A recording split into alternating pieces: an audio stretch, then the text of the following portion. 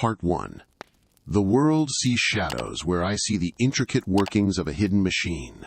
A machine oiled with secrets, fueled by ambition and calibrated for death. I spent years immersed in its gears, unaware of its true purpose.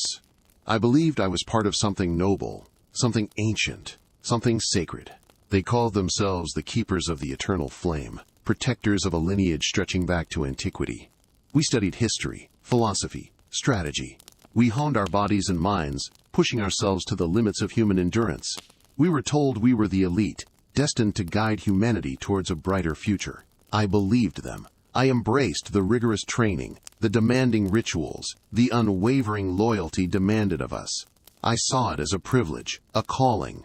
The air within our secluded compound, nestled high in the remote peaks of the Himalayas, was thin, but our purpose, we were told, was thick with significance.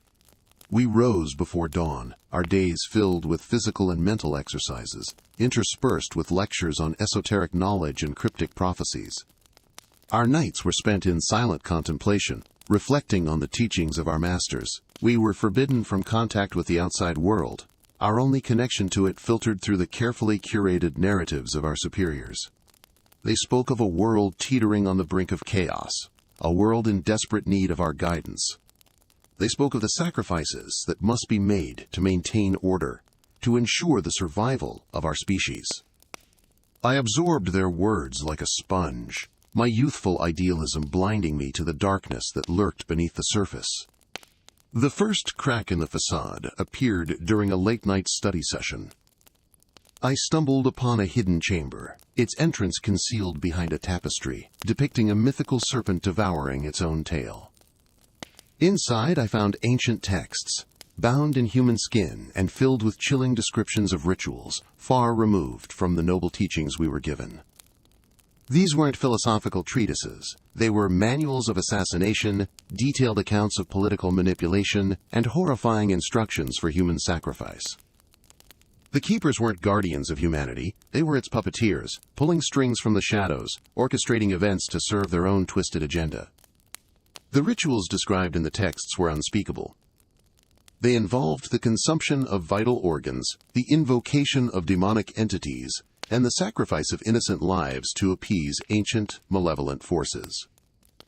The eternal flame we were sworn to protect wasn't a symbol of enlightenment. It was a beacon of darkness, fueled by the blood of the unsuspecting. My world, once so clear and purposeful, shattered into a million pieces. The foundation upon which I had built my life was a lie, a carefully constructed illusion designed to conceal a monstrous truth. The realization struck me like a physical blow. Nausea churned in my stomach, a cold dread gripping my heart. I couldn't breathe, couldn't think. I wanted to scream, to run, to erase the images that had seared themselves into my mind. But something held me back. A strange, morbid curiosity, a desperate need to understand the depths of the depravity I had uncovered. I spent the next few weeks poring over the forbidden texts, piecing together the fragmented history of the keepers, tracing their lineage back through centuries of bloodshed and manipulation. I learned that the keepers had been instrumental in shaping the course of human history, their influence extending far beyond the confines of their secluded mountain retreat. They had orchestrated wars, toppled empires, and assassinated countless individuals who posed a threat to their power. They were the hidden hand behind the throne, the architects of chaos masquerading as saviors. The more I learned, the more terrified I became, not just of the keepers themselves, but of the vastness of their power, the insidious reach of their influence. I realized that I was trapped in a web of deceit, a web spun over centuries, and escape seemed impossible. The keepers had eyes and ears everywhere. They monitored our every move, listened to our every word. Dissent was swiftly and brutally suppressed. I knew that if I revealed what I had discovered, I would be silenced. My body disposed of like so many others who had dared to question the authority of the eternal flame. I had to be careful, meticulous in my planning. My survival depended on it. I began to subtly distance myself from the other initiates, feigning illness, avoiding gatherings, spending more time in solitary contemplation. I needed time to think, to plan my escape. Every shadow seemed to hold a threat, Every whispered conversation felt like a potential accusation. I was living on borrowed time, walking a tightrope over an abyss of unimaginable darkness. The weight of my knowledge was crushing, the fear gnawing at my sanity. But I knew I had to escape. I had to expose the truth, no matter the cost. The forest floor, damp and yielding beneath my bare feet, was a stark contrast to the cold stone floor of the ritual chamber I'd fled. The image of the thing they'd summoned, its limbs too long, its skin too tight, still clung to the back of my eyelids. I blinked rapidly, trying to replace it with the dappled sunlight filtering through the canopy, but the memory was a parasite, burrowing deeper with every frantic breath. I didn't know how long I'd been running, but the burning in my lungs and the cramping in my legs screamed at me to stop. Yet the rustling of unseen things in the undergrowth, the snap of a twig echoing too loudly in the preternatural silence, propelled me forward. Every shadow seemed to hold the promise of a cloaked figure, a glint of moonlight on a ceremonial dagger. I had to get out. I had to tell someone. But who would believe me? Who would believe that the esteemed Blackwood family, philanthropists, patrons of the arts, indulged in such obscenities? They were pillars of the community, their name whispered with respect. I, on the other hand, was just the groundskeeper's son, a nobody. My word against theirs, it was a laughable mismatch. Finally, my legs gave way. I collapsed near a small stream, the icy water a shock against my burning skin. I drank deeply, the cold momentarily clearing the fog of fear that had settled in my brain. As I looked around, a sliver of hope pierced through the despair. I recognized the gnarled oak tree, its branches twisted like skeletal fingers reaching for the sky. This stream led to the old logging road, and the logging road led to civilization. I hauled myself to my feet, every muscle protesting. The setting sun cast long, distorted shadows, transforming familiar trees into menacing figures. My imagination, fueled by exhaustion and terror, was working against me. I started to run again, this time with a destination in mind. The logging road was deserted, a ribbon of cracked asphalt winding through the darkening forest. I stumbled along, my bare feet bruised and bleeding. The silence was broken only by the rasp of my own breath, and the occasional cry of a nightbird. Each sound, however innocuous, sent a jolt of adrenaline through me, making me spin around, searching the shadows for my pursuers. As the last vestiges of twilight faded, I saw it, a faint glow in the distance, a beacon of hope in the encroaching darkness. Farmer Giles' farmhouse. He was a recluse, a curmudgeon, but he was also the closest thing to civilization for miles. He had to help me. The farmhouse was old, its paint peeling, its windows dark and uninviting. I hesitated, a new fear gnawing at me. What if the Blackwoods' influence extended even here? What if Farmer Giles was complicit? I pushed the thought away. I had to try. I pounded on the door, the sound echoing in the stillness. Silence. I pounded again, harder this time. Finally, a light flickered behind a window, and the door creaked open. Farmer Giles stood there, his face a mask of suspicion. He held a shotgun, its twin barrels gleaming in the lamplight. "What in tarnation do you want?" he growled, his voice raspy with sleep. I stammered, trying to explain, the words tumbling out in a rush. I told him about the ritual, the creature, the Blackwoods. He listened, his eyes narrowed, his expression unchanging. When I finished, a long silence hung in the air. The only sound was the chirping of crickets. Finally, he lowered the shotgun slightly. "Boy," he said slowly, "you've been out in the woods too long. Best get on home before you catch your death." He started to close the door. "No," I cried, desperation clawing at my throat. "You have to believe me. I saw it. They summoned it." He stopped, his hand on the doorknob. He looked at me, his eyes searching mine. Then he sighed, a deep, weary sound. "Come in," he said, his voice barely a whisper. "But if you're lying to me, boy, you'll wish you'd stayed in the woods." He stepped aside, and I stumbled into the farmhouse. The warmth from the hearth, a welcome contrast to the chilling night air. As I looked around, I noticed something strange. Hanging on the wall, nestled among farming tools and faded photographs, was a small, silver amulet, identical to the one worn by the Blackwood cultists. My blood ran cold. Farmer Giles followed my gaze. He reached up and touched the amulet, his fingers tracing its intricate design. A slow smile spread across his face, a smile that sent a shiver down my spine. "They'll be looking for you," he said, his voice soft, almost gentle. "But don't worry, you're safe here, for now." The flickering lamplight danced in his eyes, revealing a glint of something dark, something ancient, something inhuman. I had escaped the Blackwoods, only to fall into a trap far more terrifying. The horror had only just begun. The flickering gas station bathroom light buzzed like a trapped insect, casting long, distorted shadows that danced with the tremors still racking my body. The stench of stale urine and bleach couldn't mask the coppery tang of blood, or my blood still clinging to the ripped fabric of my shirt.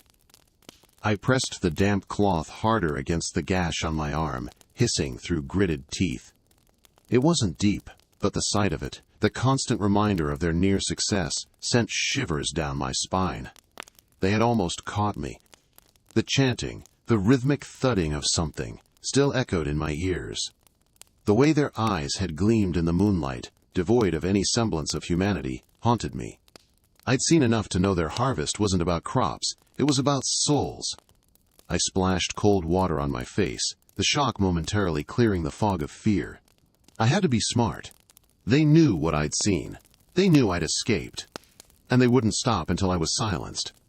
The gas station attendant, a gaunt man with sunken eyes and a disconcerting lack of curiosity, handed me a roll of gauze and some antiseptic wipes without a word.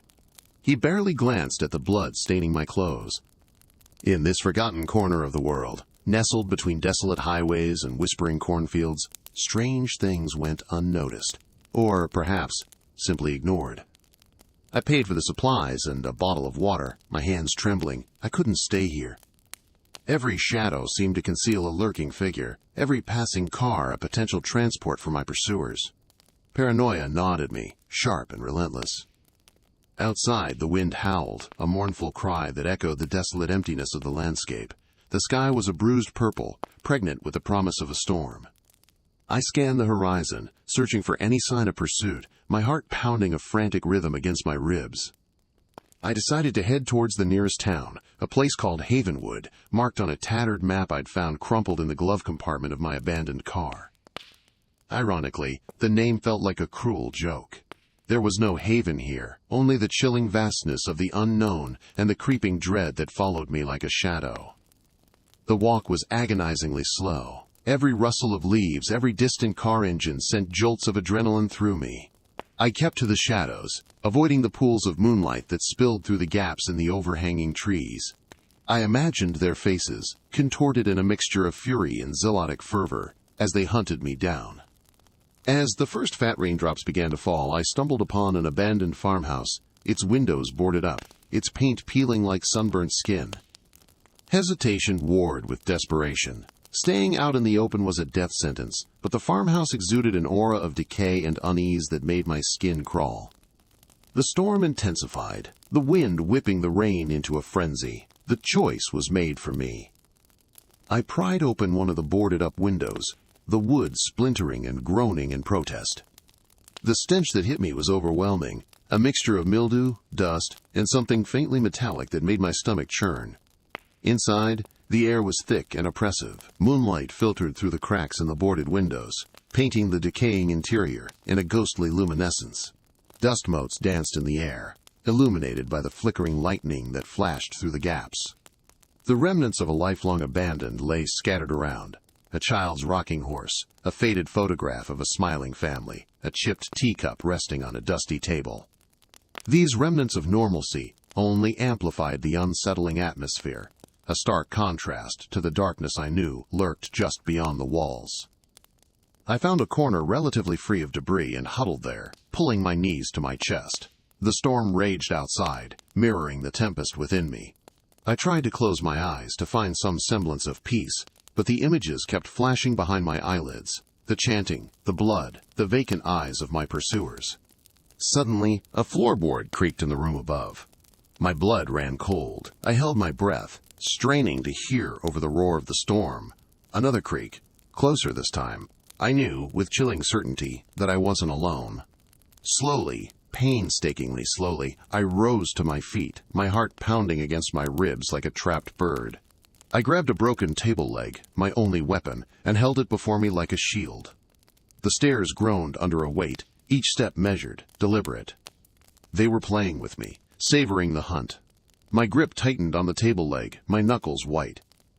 A shadow flickered at the top of the stairs, elongated and distorted by the flickering lightning. A whisper, barely audible above the wind and rain, reached my ears. "We know you're here." The flickering gas lamp cast long, dancing shadows across the grimy walls of the abandoned chapel. The air, thick with the cloying sweetness of decay and something far more sinister, clung to me like a shroud. I huddled deeper into the tattered pew, the rough wood digging into my back, a small discomfort compared to the gnawing fear that consumed me. They knew I'd seen. They knew I'd escaped. 2 days had passed since I'd fled the manor, 2 days of relentless pursuit, fueled by their unholy hunger. I'd seen glimpses of them, fleeting shadows at the edge of my vision, the rustle of leaves in a windless night, the chilling echo of their whispered chants. I knew they were closing in. The chapel offered little solace. The broken stained glass windows, depicting scenes of angelic glory now shattered and obscured by grime, mocked my desperate hope for sanctuary. The silence, broken only by the erratic sputtering of the gas lamp, was a suffocating blanket, pregnant with anticipation. Every creak of the floorboards, every scurrying rat in the rafters, sent a fresh wave of icy terror through me. I'd stumbled upon the chapel by chance, a crumbling edifice hidden deep within the sprawling woods that bordered the manor's estate. It was a place of forgotten faith, a stark contrast to the profane rituals I had witnessed.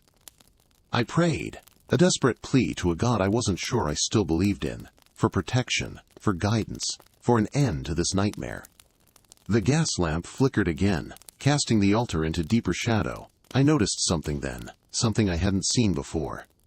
A small, leather-bound book lay nestled amongst the dust and debris. My heart pounded against my ribs as I cautiously approached. The cover was worn and smooth, the title etched in faded gold lettering, Liber Tenebrae, the Book of Shadows. My breath hitched. This was it. This was the source of their power, the key to their horrifying rituals. With trembling hands, I opened the book. The pages were brittle and yellowed, filled with a script I didn't recognize, interspersed with disturbing illustrations of grotesque figures and arcane symbols. The air grew colder, the silence heavier, as if the very words on the page were exuding a palpable aura of malevolence. I began to read, translating the archaic text as best I could, each word a chilling revelation. The book detailed the history of the cult, their twisted beliefs, and the gruesome rituals they performed to appease their dark god. It spoke of the Ascension, a horrifying transformation achieved through the sacrifice of the innocent, a ritual I had witnessed firsthand. The book described the assassins themselves, not as mere mortals, but as vessels, imbued with unnatural strength and longevity through their profane practices. They were bound to the will of their dark god, driven by an insatiable hunger for power and immortality. A sudden noise from outside the chapel shattered the oppressive silence. I slammed the book shut, my heart leaping into my throat. Footsteps. Slow, deliberate, echoing through the nave. They were here. Panic seized me. I scrambled back, hiding behind the altar, the Book of Shadows clutched tightly in my hand. The heavy wooden door creaked open, revealing a figure silhouetted against the pale moonlight. One of them. He entered slowly, his face obscured by the shadows of his hood. He held a lantern, its flickering flame casting grotesque shadows that danced across the walls.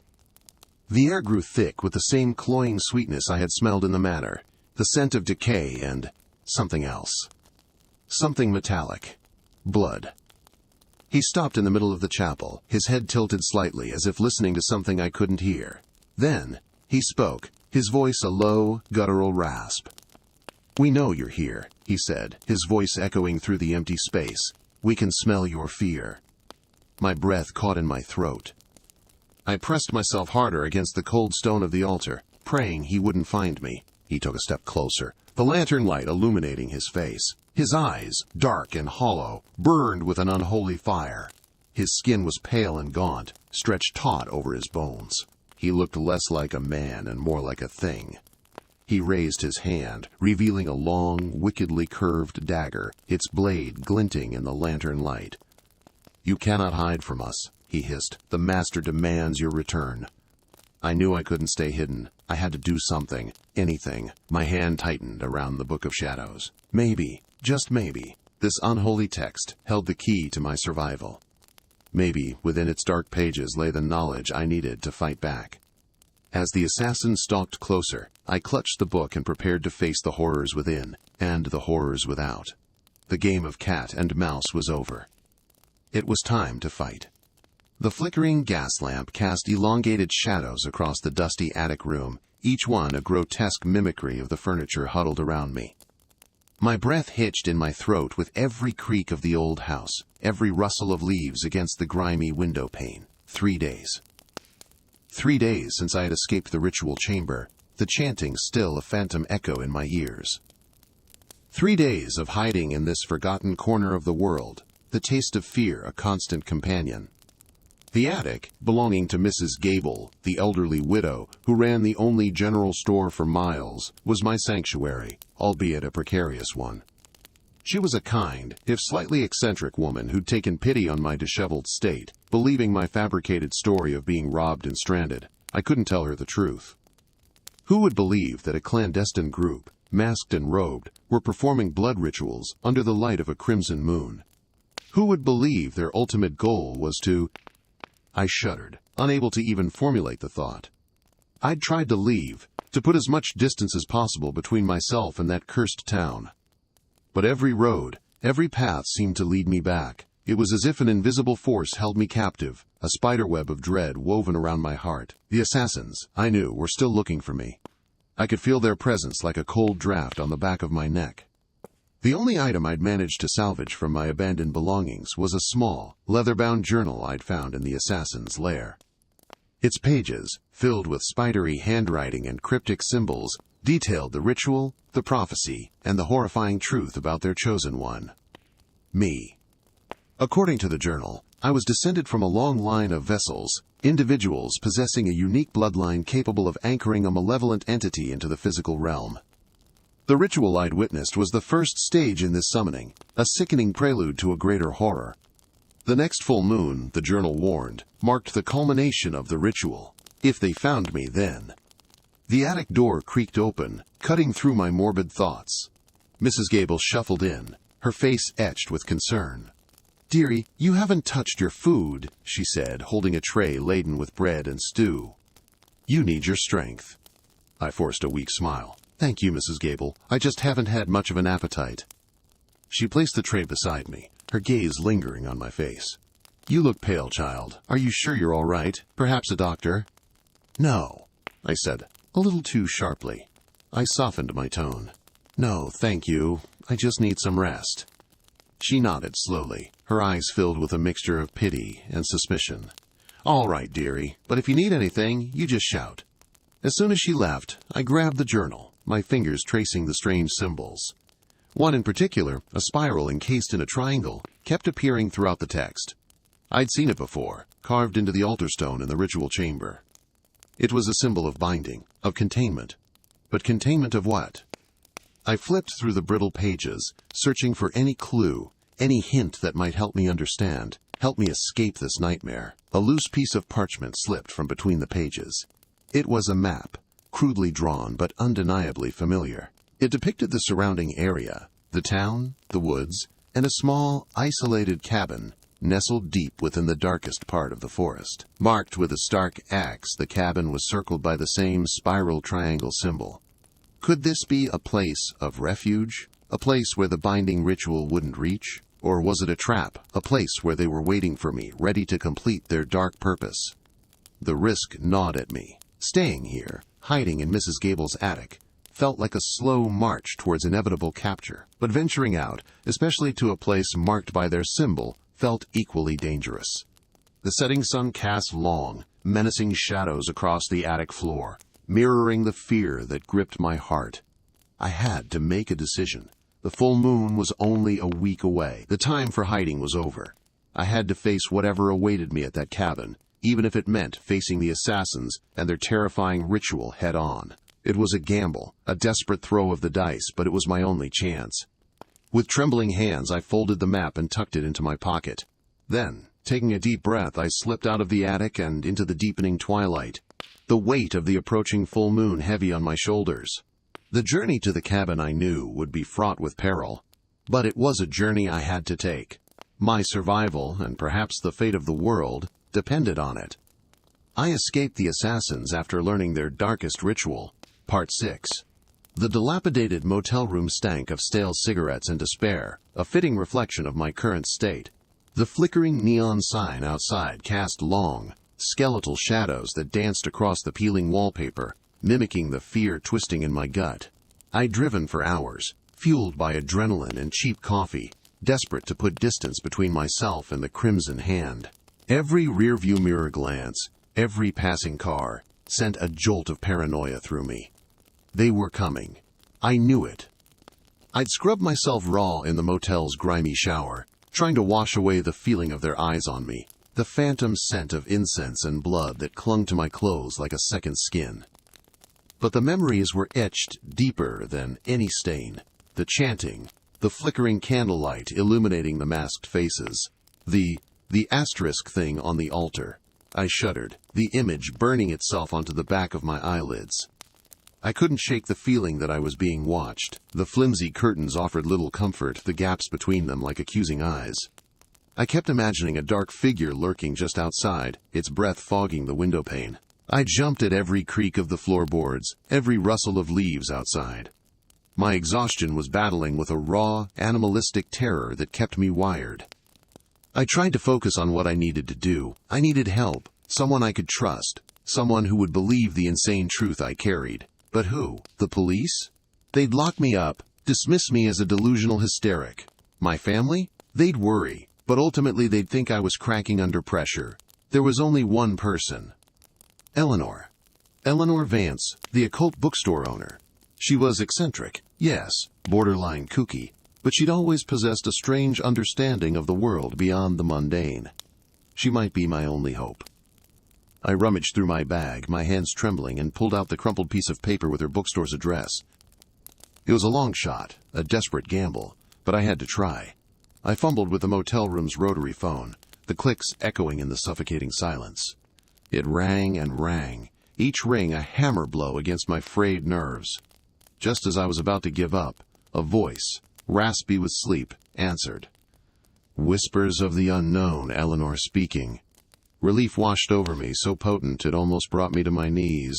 "Eleanor, it's me, Sarah Jenkins." A pause, then a sharp intake of breath.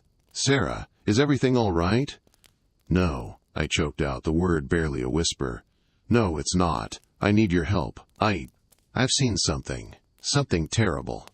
Her voice changed, hardening with a sudden seriousness. "Where are you?" I told her the name of the motel, my voice trembling. "Please, Eleanor, you have to believe me. They're after me." "Stay put, Sarah. I'll be there as soon as I can." And then the line went dead. The hours that followed were the longest of my life. I paced the small room, jumping at every sound. The shadows seemed to deepen, the flickering neon sign outside transforming into a menacing, watchful eye. I tried to distract myself, to think of anything other than the Crimson Hand and their ritual, but the images kept flashing through my mind, each one more horrific than the last. Finally, just as dawn was beginning to break, a knock came at the door. I froze, my heart pounding in my chest. Was it them? Had they found me? I peered through the peephole, my breath catching in my throat. It was Eleanor. I flung the door open and practically dragged her inside. She looked different than I remembered. Her usual whimsical attire was replaced by simple, dark clothing. Her eyes, usually sparkling with an almost childlike wonder, were sharp and alert, filled with a grim determination I'd never seen before. "Tell me everything," she said, her voice low and urgent. I spilled out the entire story, the words tumbling over each other in a torrent of fear and desperation. I told her about the Crimson Hand, about their obsession with power, about the ritual, the chanting, the asterisk thing. As I spoke, Eleanor listened intently, her expression growing graver with each passing word. When I finished, a heavy silence settled over the room. Eleanor's face was pale, her lips pressed into a thin line. "I believe you, Sarah," she said finally, her voice barely above a whisper. "I've heard whispers of this group. Dark whispers I never imagined." She trailed off, shaking her head. Then, her eyes hardened. "They won't stop until they get what they want. And now that you've seen their ritual—" "I know," I whispered, a chill running down my spine. "I know." Eleanor took a deep breath. "We have to go. Now." "Where?" I asked, my voice trembling. "Somewhere safe," she replied, her eyes fixed on mine. "Somewhere they won't find us." She grabbed my bag and pulled me towards the door. "Come on, Sarah. We don't have much time." As we slipped out of the motel room and into the pre-dawn light, I couldn't shake the feeling that we were being watched, that even now the Crimson Hand was closing in, and that this was just the beginning of a long, terrifying fight for survival. The rusted swing set creaked rhythmically in the wind, a lonely counterpoint to the pounding of my heart. I hadn't slept. The image of the ritual, the chanting, the offering, replayed in my mind, a grotesque film reel projected onto the back of my eyelids. I was safe, for now, tucked away in the abandoned playground at the edge of Blackwood Forest, but the feeling of being hunted clung to me like a shroud. The first sliver of dawn painted the sky a sickly gray. The playground equipment, once childish and innocent, now seemed twisted and menacing in the half-light. I pulled the tattered blanket tighter around me, the thin fabric offering little comfort against the biting chill. My stomach growled, a hollow ache that mirrored the emptiness in my soul. I hadn't eaten since I escaped, 2 days ago. 2 days since my life had shattered, replaced by a horrifying reality. I had to tell someone. Someone had to believe me. But who? The police? They'd think I was crazy. My family? They were miles away, and even if they were closer, how could I burden them with this obscenity? The name echoed in my mind, Elder Hemlock. He was the town recluse, rumored to be a herbalist, a mystic, a madman. Some whispered he practiced dark magic. But he lived deep in the forest, near where I'd witnessed the ritual. Maybe, just maybe, he would understand. He might even believe me. The thought of returning to the forest sent a shiver down my spine. But the alternative, staying out in the open, vulnerable, hunted, was worse. I had to risk it. I set off, the rising sun casting long, skeletal shadows that stretched and contorted before me. The forest seemed to breathe, a living entity watching my every move. The silence was oppressive, broken only by the crunch of leaves beneath my feet and the distant caw of a crow, a sound that in my current state seemed like a mournful omen. The deeper I went, the denser the foliage became, the air thick with the smell of damp earth and decaying leaves. The sunlight struggled to penetrate the canopy, creating a perpetual twilight. I felt a prickle of unease, a sense of being watched. I quickened my pace, my heart hammering against my ribs.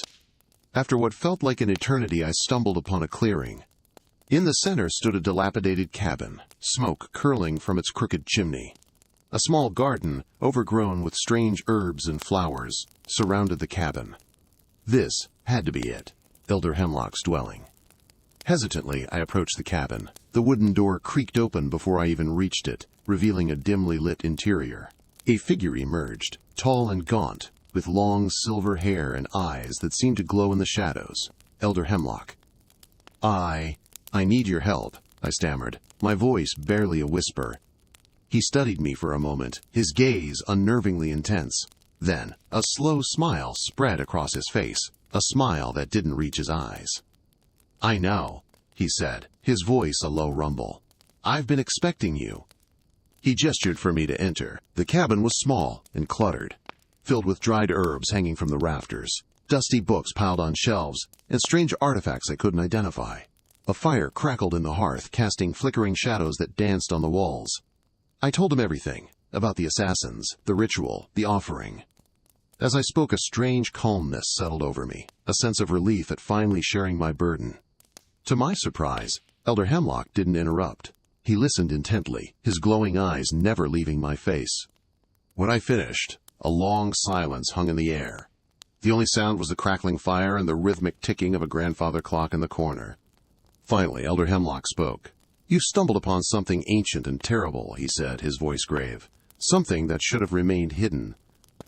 I don't understand," I said, my voice trembling. "The ritual you witnessed," he continued, "is a sacrifice to something. Something that dwells in the darkness, something that craves power." My blood ran cold. What kind of power?" Elder Hemlock leaned closer, his eyes boring into mine. "The power of life and death," he whispered. "The power to control the very fabric of reality." He paused, then added, in a voice barely audible, "And they need you." "Me?" I gasped. "But why?" "You saw the ritual," he said. "You know their secret. And now you're a threat." He stood up, his tall frame looming over me. "They won't stop until they silence you," he said, his voice a low growl. "Or until they make you one of their own." The fire crackled, casting flickering shadows that seemed to writhe and twist, taking on monstrous shapes. The grandfather clock in the corner chimed, each chime echoing the dread that was growing in my heart.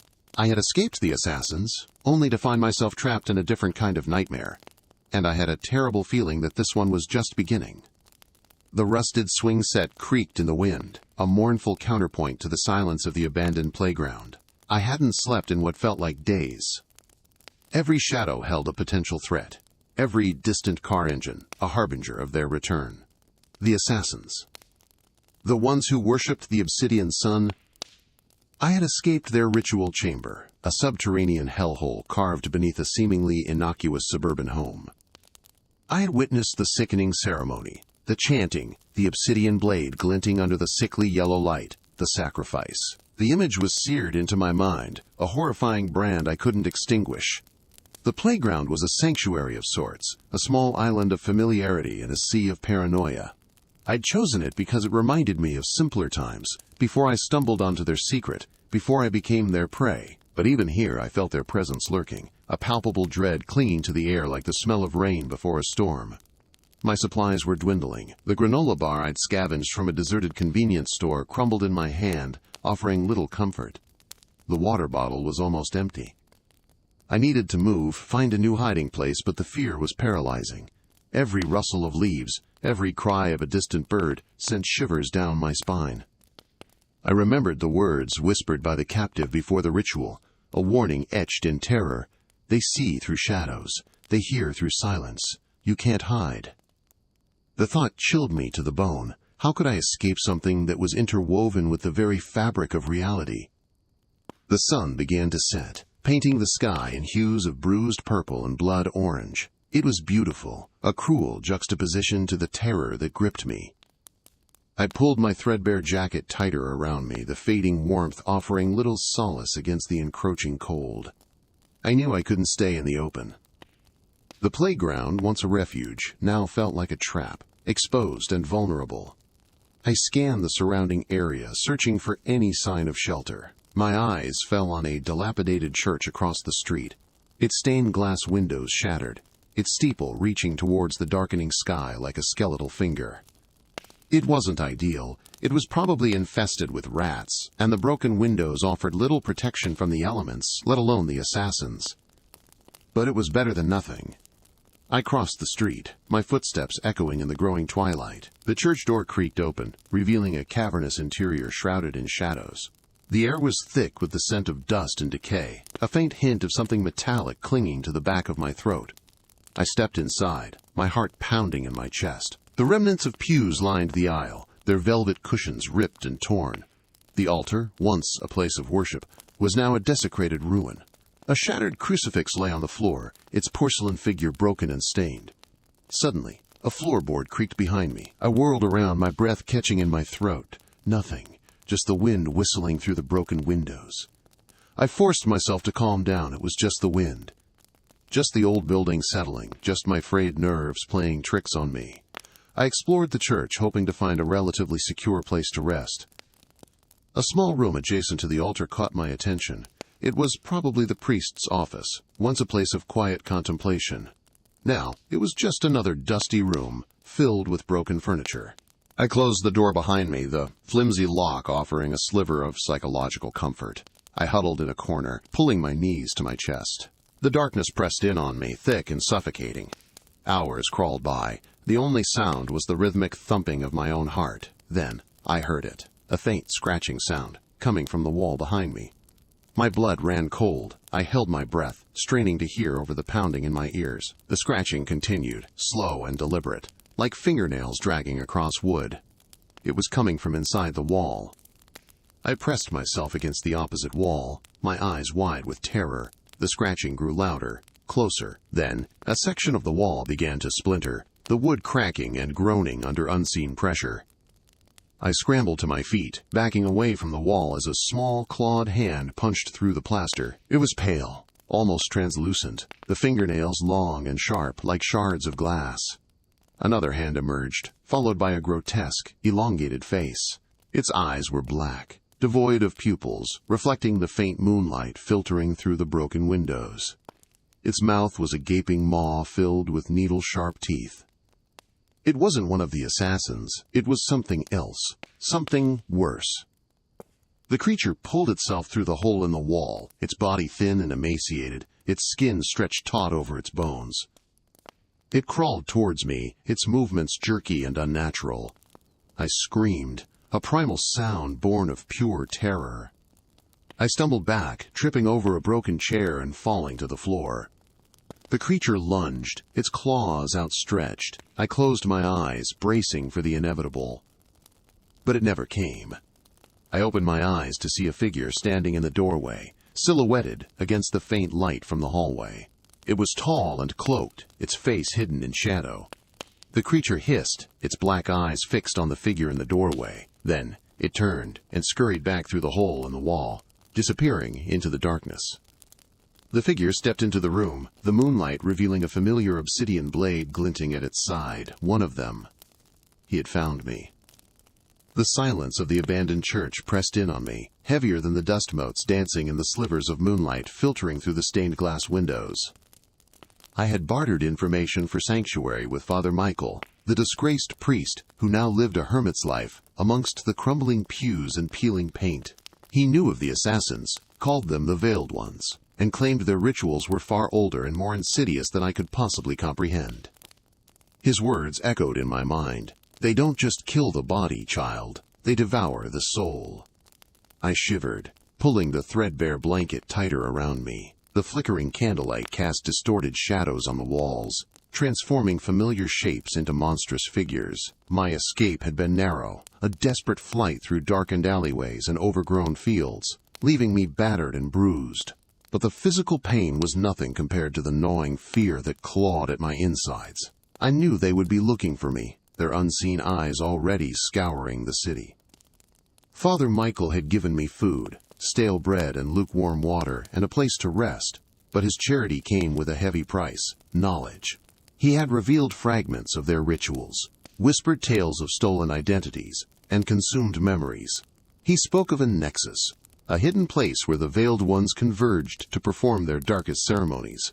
He wouldn't reveal its location, only that it was closer than you think.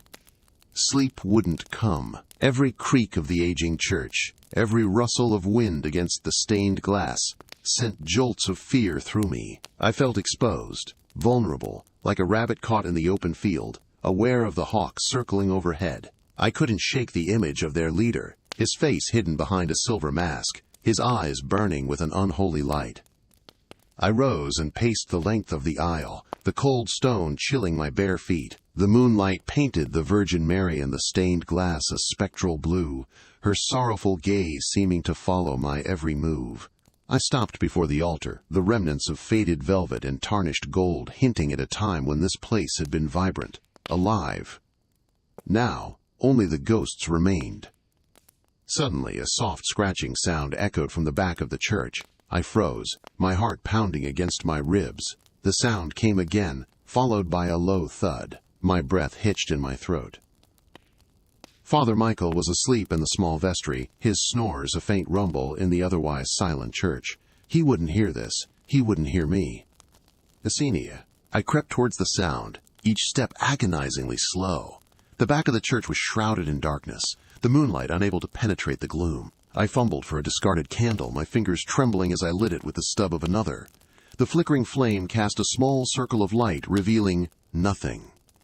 The scratching came again, this time closer, from directly behind a heavy wooden door that I hadn't noticed before. It was old, the wood warped and cracked, a small iron cross embedded in the center. I hesitated, my hand hovering over the cross. What lay beyond that door? Was it just the wind, a stray animal, or something far worse?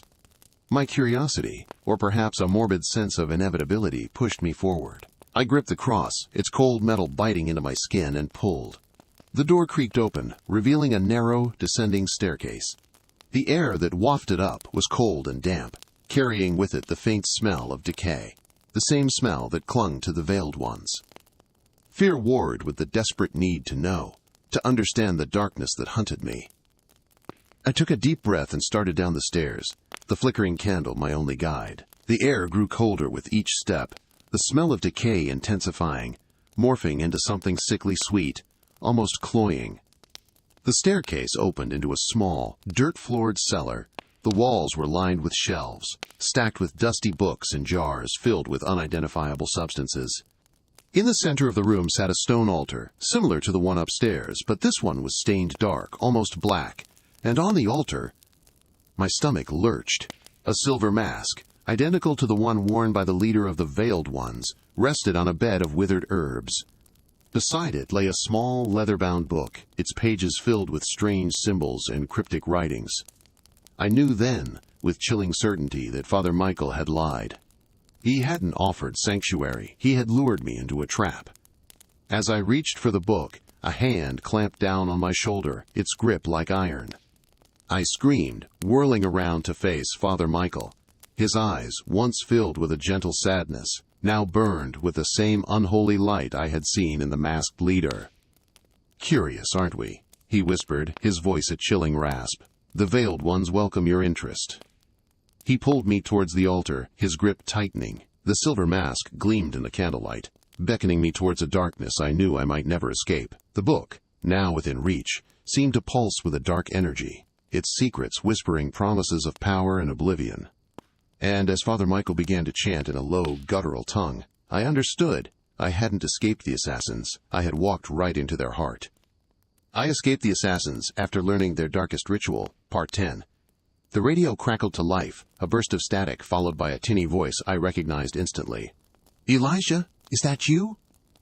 It was Sarah, her voice strained, laced with fear. Relief washed over me, so potent it almost buckled my knees. "Sarah, thank God! Where are you?" I'm not sure. Somewhere outside of Oakhaven. They chased me out. I think they know you told me." Her voice broke. "They're coming for me, Elijah." A cold dread gripped me. They knew I'd broken the sacred pact of silence.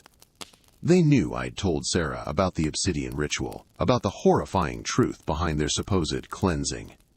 I pictured the obsidian dagger, its wicked edge glinting in the moonlight, the crimson stain of countless sacrifices clinging to its surface. "Listen to me, Sarah. Head north. There's an abandoned fire tower about 10 miles out.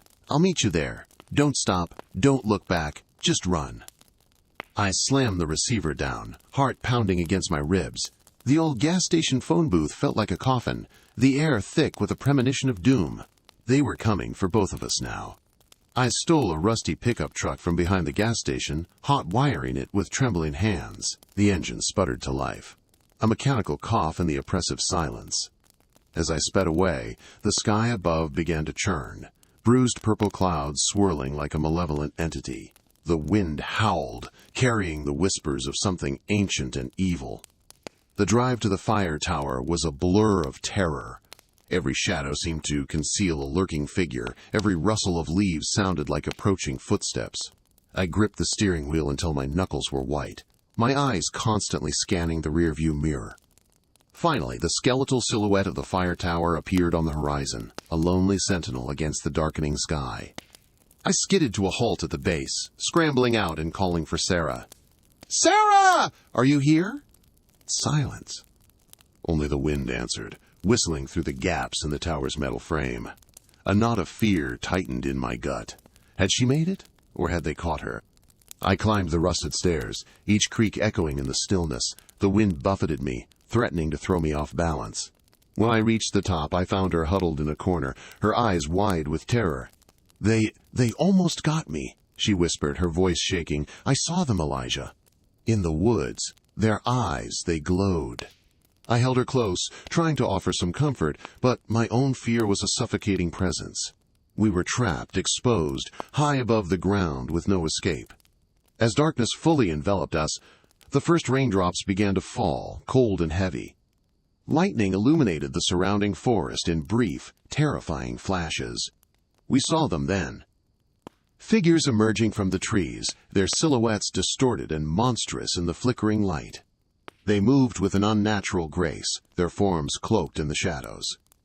They carried torches, their flames casting an eerie orange glow on their faces. Their eyes, just as Sarah described, glowed with an unsettling light, reflecting the fire like polished obsidian. They were chanting, their voices a low, guttural drone that reverberated through the night. We were surrounded. I pulled Sarah back, scrambling to find some way to defend ourselves. The fire tower offered no shelter, no protection. We were sitting ducks. "We have to jump," I said, my voice barely a whisper. "It's our only chance." Sarah looked at me, her eyes filled with a mixture of fear and determination. The ground was a dizzying drop below, but the alternative was far worse.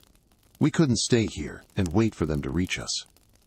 I looked down, searching for a place to land, a patch of softer ground amongst the rocks and trees. The chanting grew louder, closer. They were almost at the base of the tower. We held hands, our fingers intertwined. We took a deep breath, braced ourselves, and jumped.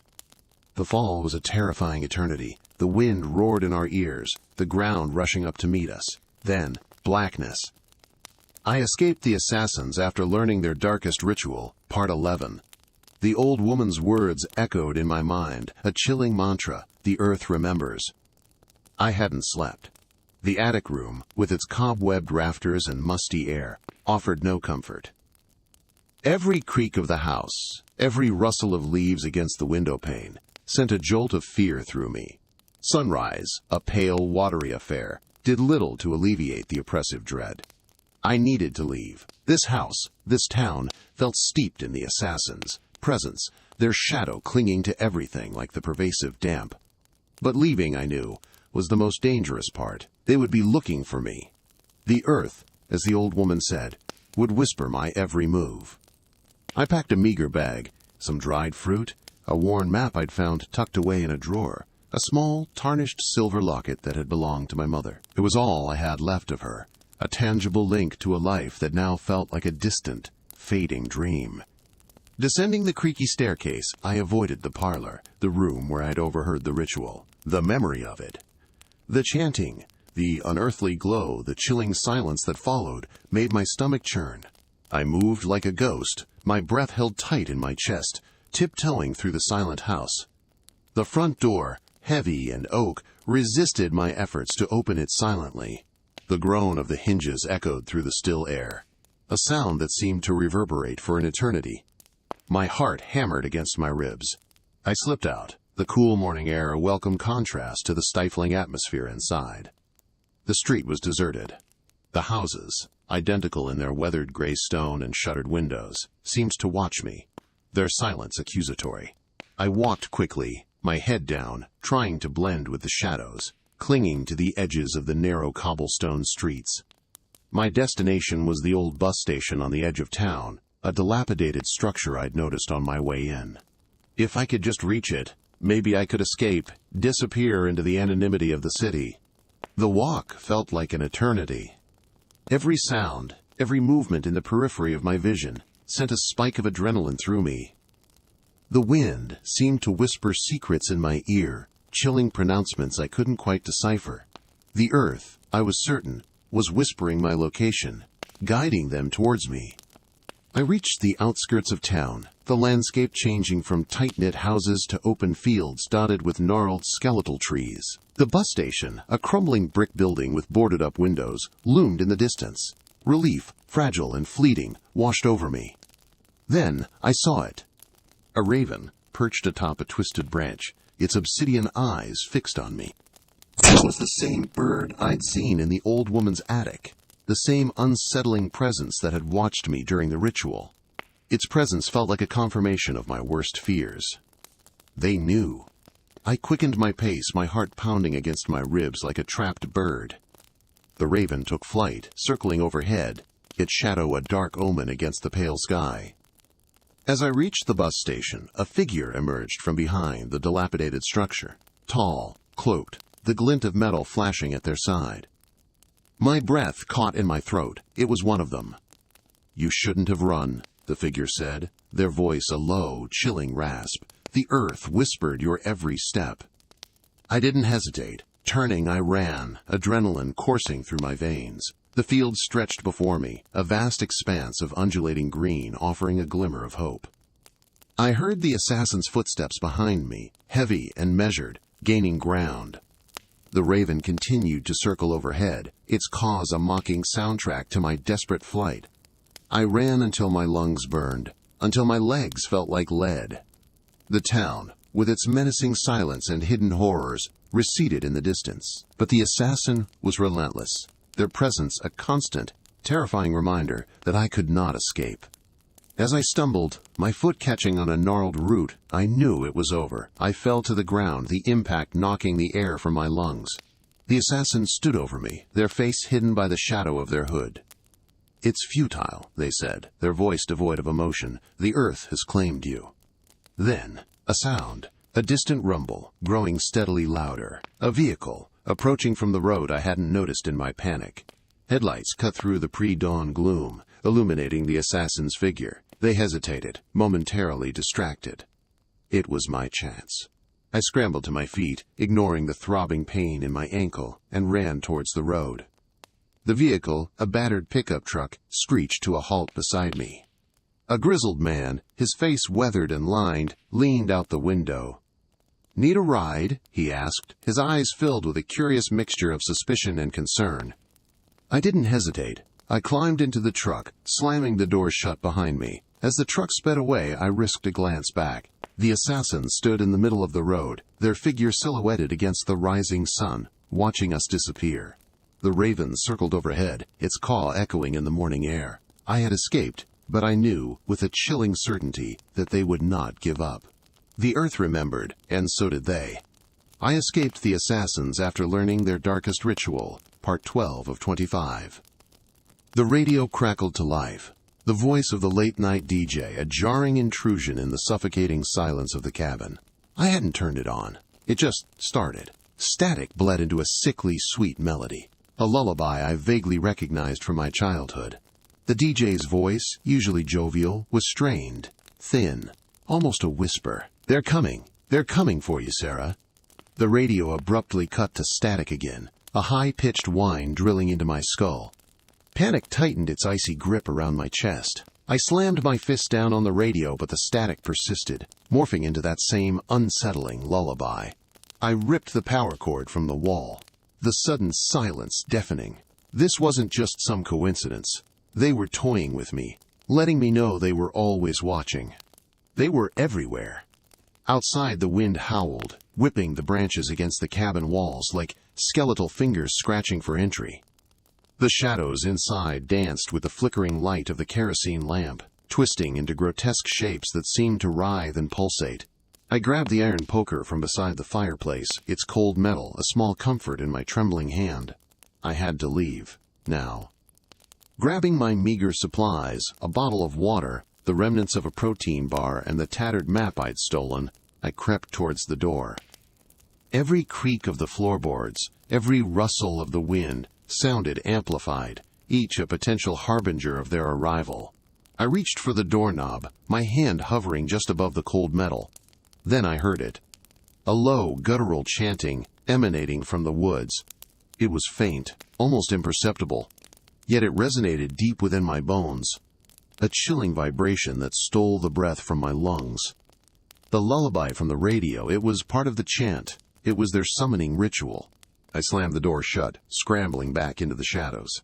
Peeking through a crack in the boarded-up window, I saw them. Figures cloaked in black, their faces obscured by shadows, slowly emerging from the trees. They moved with an unnerving grace, their footsteps silent against the fallen leaves. Torches held aloft cast a flickering, hellish glow on their faces. revealing glimpses of pale skin and eyes that gleamed with an unnatural light.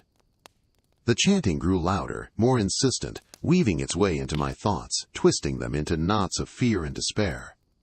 They were calling something ancient and malevolent. My mind flashed back to the ritual chamber, the pulsating heart, the obsidian knife. Were they going to perform the ritual here? Were they going to summon it?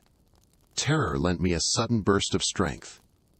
I had to escape, had to find a way out before they surrounded the cabin. The back door. It was a long shot, but it was my only hope. I crept through the cabin, my heart pounding against my ribs like a trapped bird. The chanting grew louder, closer. I reached the back door, fumbled with the rusty lock. It wouldn't budge. Panic clawed at my throat. I slammed my shoulder against the door. Again and again, the wood groaning under the impact. Finally, with a splintering crack, the door burst open. I stumbled out into the cold night air, the chilling chant echoing all around me. The woods were a maze of shadows and twisted branches, the path barely visible in the dim moonlight. I ran blindly, my lungs burning, the fear driving me forward. Behind me, the chanting intensified, their footsteps closing in.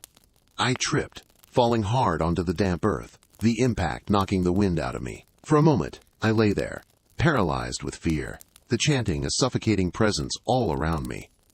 Then, through the trees, I saw it. A flickering light, a small, dilapidated shack. Hope surged through me, fragile but fierce. I scrambled to my feet and ran towards it, the chanting growing louder with each stride. The shack door hung open, a gaping maw in the darkness.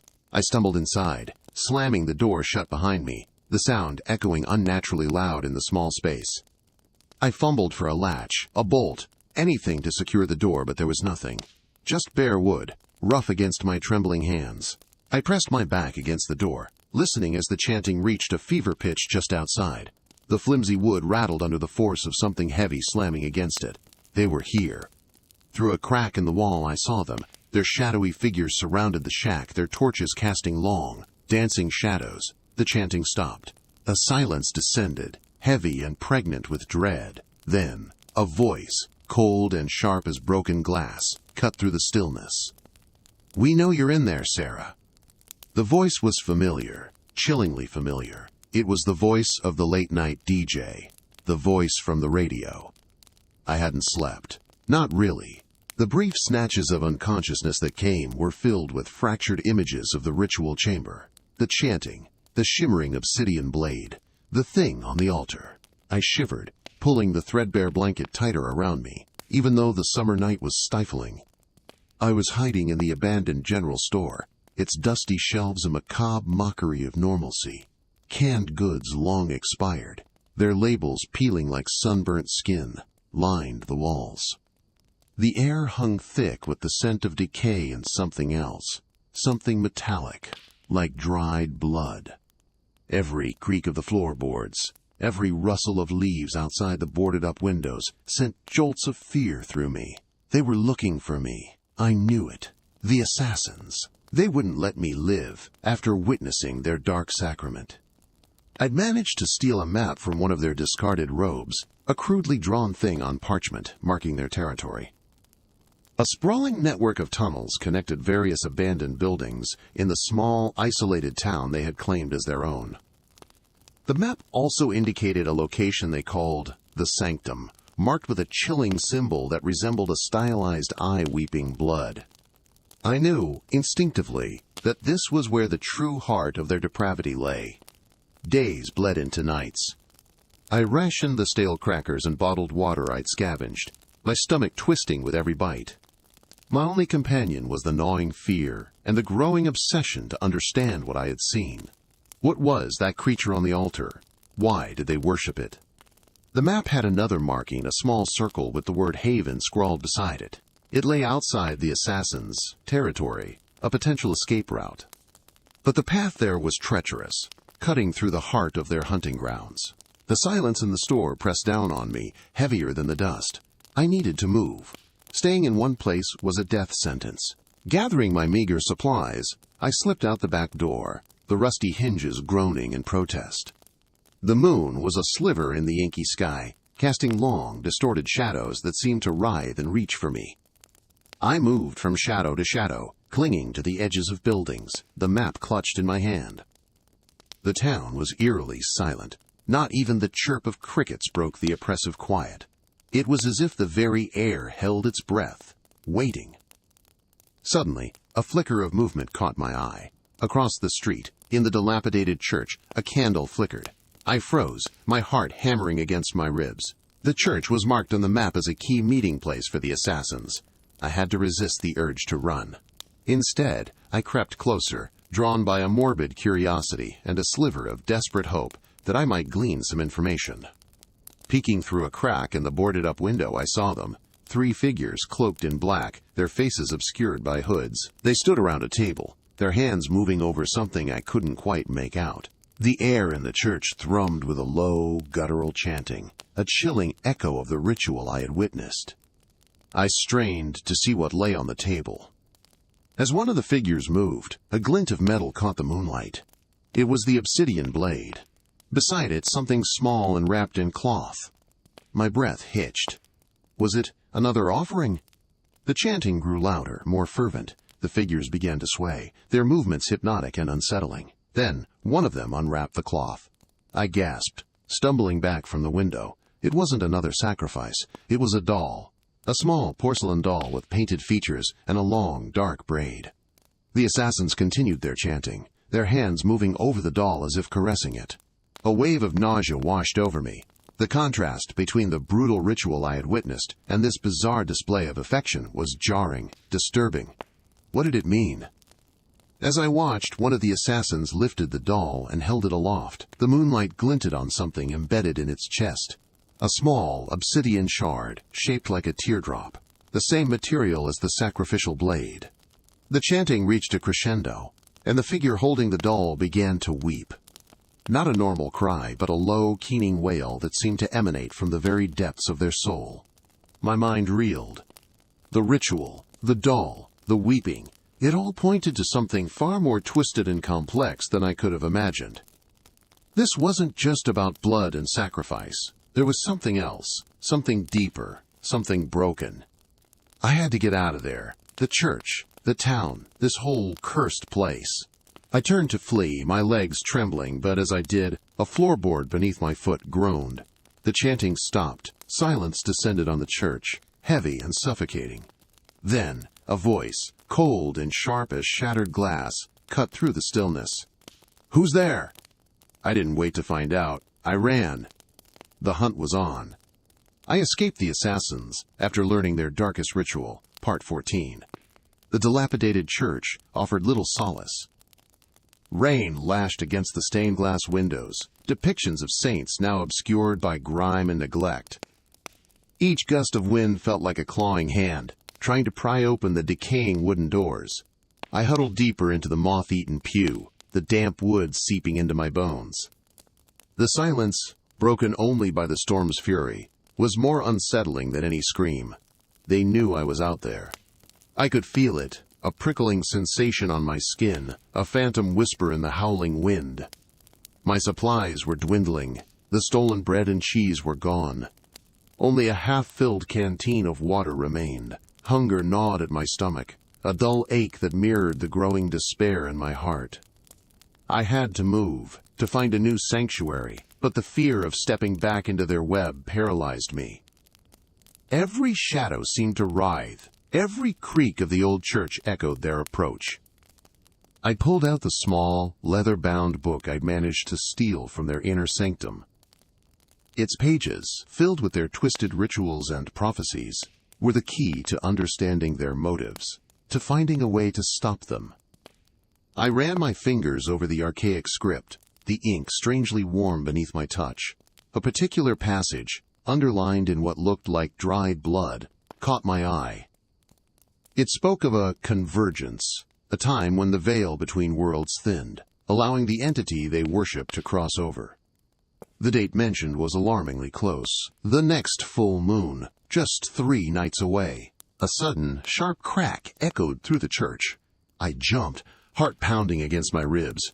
It came from the back, near the crumbling altar. I gripped the book tightly, my only weapon against the unseen horrors. Slowly, I rose, inching my way down the aisle, the pews creaking like protesting bones beneath my weight. As I neared the altar, the smell of decay intensified. The crack had come from a loose floorboard, revealing a dark cavity beneath. Hesitantly, I knelt, peering into the darkness. It smelled of earth and something else, something sickly sweet, like overripe fruit. I reached inside, my fingers brushing against something cold and smooth. I pulled it out. It was a skull, human, its eye sockets, staring blankly up at me. A thin, silver chain was wrapped around its jawbone. Attached to the chain was a small, intricately carved silver locket. My breath hitched. I recognized the locket. It was identical to the one worn by the high priestess, the woman who had led the horrifying rituals I'd witnessed. Why would it be hidden here? As I examined the locket, I noticed a tiny inscription on its back. It was a single word, penance. A chill ran down my spine. The word resonated with an unsettling familiarity. I'd seen it before, scrawled in blood on the walls of their sacrificial chamber. Suddenly, a sound from outside ripped through the silence. The unmistakable crunch of footsteps on gravel. They were here. Panic seized me. I shoved the skull and locket back into the cavity, desperately trying to replace the floorboard. But it wouldn't fit. The sound of approaching footsteps grew louder, closer. Desperation clawed at me. I scrambled behind the altar, pressing myself against the cold stone. The heavy wooden doors creaked open, revealing the silhouette of a figure against the stormy sky. It was him, the leader. His face was obscured by the shadows of his hood, but I could feel the weight of his gaze boring into me. "We've been expecting you." His voice was a low, guttural growl, sending shivers down my spine. He stepped inside, followed by two others, their faces masked, their movements swift and silent like predators. They fanned out, blocking any possible escape. "You know what we want," the leader continued, his voice dripping with menace. "The book." I clutched the book tighter, my knuckles white. I knew what they would do if they got their hands on it again. They would complete their ritual, unleash the entity, and plunge the world into darkness. "You'll never get it," I hissed, my voice trembling slightly. He let out a low chuckle, a chilling sound that echoed through the decaying church. "We always get what we want." He took a step closer, his hand outstretched. "Give us the book, and your suffering will be brief." I shook my head, my eyes darting around the church, desperately searching for a way out, a glimmer of hope in the encroaching darkness. But there was none. I was trapped. The leader's smile widened, revealing a flash of something inhuman in his eyes. "Very well," he said, his voice now a chilling whisper. "Then we will take it, and everything else you hold dear." The two masked figures advanced, their hands reaching out, their fingers like claws. And as they closed in, I knew, with a chilling certainty, that this was just the beginning of my true nightmare. The old church bell, silent for decades, tolled once, a low, mournful clang that vibrated through the very foundations of the dilapidated building. I flinched, the sound tearing through the fragile quiet I'd painstakingly constructed around myself. It had been 3 weeks since I'd escaped the Crimson Hand, 3 weeks of living like a hunted animal, flitting from abandoned farmhouse to crumbling motel, always looking over my shoulder. 3 weeks of silence, broken only by the rustling of leaves and the gnawing fear in my gut. The bell tolled again. I pressed myself deeper into the shadows of the derelict barn, the rough-hewn wood digging into my back. The barn was a temporary sanctuary, a place to catch my breath, to plan my next move. It overlooked the forgotten town of Havenwood, the town the Crimson Hand had claimed as their own. I'd been circling it, drawn to it like a moth to a flame, unable to shake the feeling that I had unfinished business. The bell tolled a third time. This time, it was followed by another sound, a faint chanting carried on the wind. The same chanting I'd heard during their ritual, the one that heralded the summoning of something. My blood ran cold. They were performing the ritual again. I knew I should run, put as much distance as possible between myself and Havenwood, but a morbid curiosity held me captive. I needed to know what they were summoning, what dark entity they were feeding with their twisted ceremonies. Maybe, just maybe, I could find a weakness, a way to stop them. The chanting grew louder, more insistent. I crept towards the edge of the barn, peering through a crack in the wood. Havenwood lay bathed in an unnatural moonlight, an ethereal glow that painted the deserted streets silver. Figures, cloaked in crimson, moved towards the town square, their movements eerily synchronized. They carried torches, the flames flickering like malevolent eyes in the darkness. My heart pounded in my chest, a frantic drumbeat against my ribs. I had to see. I slipped out of the barn, moving like a ghost through the overgrown fields. The closer I got to Havenwood, the stronger the chanting became, weaving its way into my thoughts, a hypnotic lullaby of dread. The air grew thick and heavy, charged with an oppressive energy that made it hard to breathe. I reached the outskirts of town, concealing myself behind a crumbling stone wall. The town square was now in full view. A large bonfire blazed in the center, casting long, dancing shadows against the surrounding buildings. The Crimson Hand members formed a circle around the fire, their chanting reaching a fever pitch. In the center of the circle stood a figure draped in black, his face obscured by a deep hood. He raised his hands, and the chanting intensified, becoming a frenzied shriek. Then, the ground began to tremble. A low, guttural growl echoed from the depths of the earth, growing louder with each passing second. The flames of the bonfire flickered and danced, twisting into grotesque shapes. The air crackled with an unseen energy. The Crimson Hand members swayed and chanted, lost in a religious fervor. The ground split open. A fissure, jagged and black, snaked across the town square, widening with terrifying speed. From within the fissure a sickly green light emanated, illuminating the faces of the Crimson Hand members, contorted in expressions of ecstatic terror. The growling intensified, becoming a deafening roar. Something was emerging. A clawed hand, the size of a small car, reached out of the fissure, its obsidian talons scraping against the earth. Another hand followed, then another. A monstrous form, shrouded in shadow and green light, began to pull itself from the depths of the earth. Its skin was a sickly, pulsating green, stretched taut over bulging muscles. Its head was vaguely humanoid, but elongated and grotesque, with eyes that burned like embers. Its mouth, a gaping maw filled with rows of razor-sharp teeth, opened in a silent scream. The entity was fully emerged now, towering over the Crimson Hand members, a grotesque parody of a god. The hooded figure in the center of the circle prostrated himself before the creature, his body trembling. The entity lowered its head, its burning eyes fixing on the hooded figure. It reached out a clawed hand, its talons gently caressing the figure's head. A low, guttural chuckle, like stones grinding together, emanated from the entity's throat. The hooded figure raised his head and the hood fell back, revealing a face I knew all too well. It was Father Michael, the priest from my childhood, the man I had trusted, the man who had introduced me to the Crimson Hand. His eyes, once filled with kindness and compassion, now burned with a cold, inhuman light. He smiled, a chilling, predatory smile that sent a shiver down my spine. "Welcome," he said, his voice a rasping whisper, "to the new world." The entity roared, its voice echoing through the empty streets of Havenwood, a promise of destruction and despair. I turned and ran. The image of Father Michael's twisted smile burned into my mind. I ran until my lungs burned and my legs ached, driven by a primal fear I had never known. I had escaped the Crimson Hand, but I had not escaped the horror. The horror had just begun. The old woman's words echoed in my mind, a morbid lullaby. The heart remembers what the mind forgets.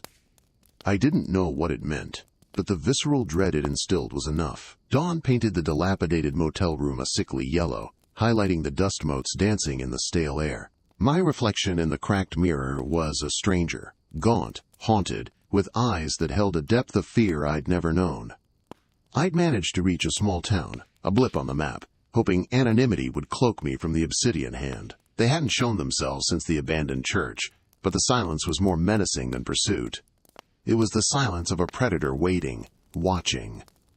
The motel owner, a wizened man with a perpetually suspicious squint, had given me the room key with a grunt.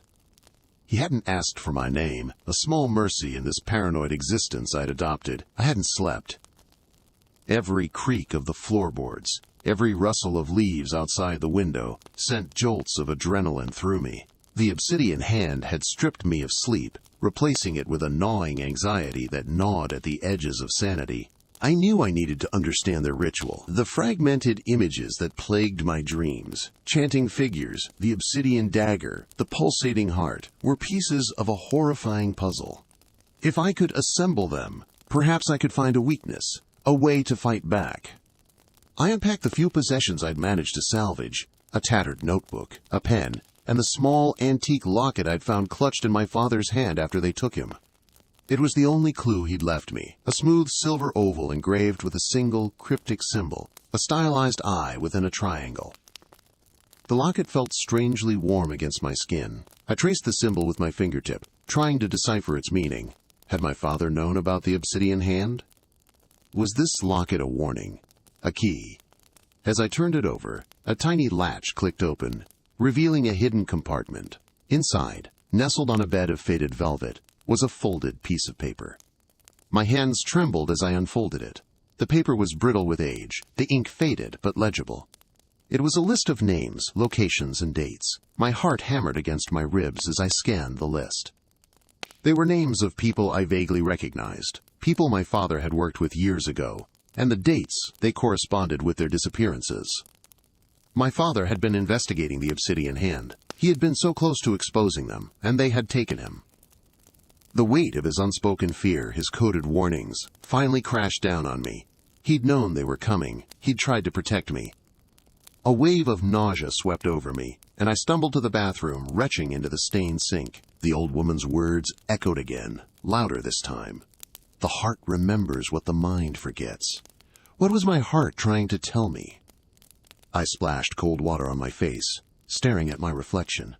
The fear was still there, but now it was mixed with a new resolve. I wouldn't let my father's sacrifice be in vain. I would expose the obsidian hand, no matter the cost. I returned to the room and spread the list out on the table. I needed to find these locations, piece together the puzzle my father had started.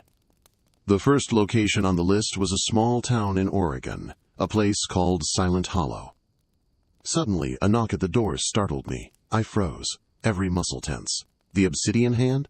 Had they found me already? I crept towards the door, my hand hovering over the rusty lamp on the nightstand, ready to use it as a weapon. Another knock, more insistent this time. I took a deep breath and peered through the peephole. It was the motel owner, his face even more creased with suspicion than before. He held a small, dusty package in his hand. "This arrived for you," he grumbled, thrusting the package towards me. I cautiously took it, my mind racing. Who would send me a package here? I hadn't told anyone where I was going. The package was wrapped in plain brown paper, with no return address. As I turned it over, I noticed a small familiar symbol etched into the corner, the stylized eye within a triangle, the same symbol as the locket. My blood ran cold. The obsidian hand. They knew. They were always one step ahead. With trembling hands, I tore open the package. Inside, nestled in layers of tissue paper, was a single, withered rose.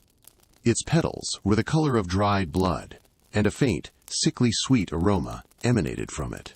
A note was tucked beneath the rose. I unfolded it, my breath catching in my throat. 3 words, scrawled in elegant script, mocked me from the page. "We are waiting."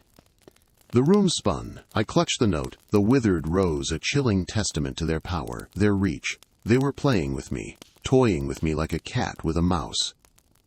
And the worst part was, I knew, deep down, that I couldn't escape. The game had just begun. I escaped the assassins after learning their darkest ritual, Part 17. The old woman's words, "They can smell fear," echoed in my mind, a morbid mantra accompanying my every ragged breath. I had traded the oppressive confines of the city for the chilling vastness of the wilderness, but the sense of being hunted hadn't diminished. The forest, once a sanctuary in my childhood, was now a labyrinth of shadows, each rustling leaf a potential assassin's whisper. I'd been traveling for days, surviving on berries and the occasional fish I could spear from a shallow stream. My clothes were torn, my body a tapestry of scratches and bruises. Sleep was a luxury I could barely afford, stolen in fitful snatches between nightmares of chanting voices and gleaming obsidian blades. I knew they were still searching. I could feel it a prickling on my skin, a constant, low-level hum of dread. I had followed the old woman's cryptic directions, follow the river until the water sings a different song. I had no idea what that meant, but it was all I had. The river, my only companion, snaked through the dense undergrowth, its waters dark and opaque, reflecting the oppressive sky. The air was thick with the scent of damp earth and decaying leaves, punctuated by the cloying sweetness of unknown blossoms, a perfume that, unnervingly, reminded me of the incense burned during the assassins' rituals.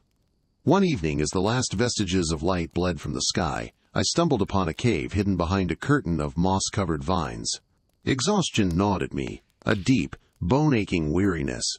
Cautiously, I peered into the darkness, heart hammering against my ribs. It seemed empty, a refuge, however temporary.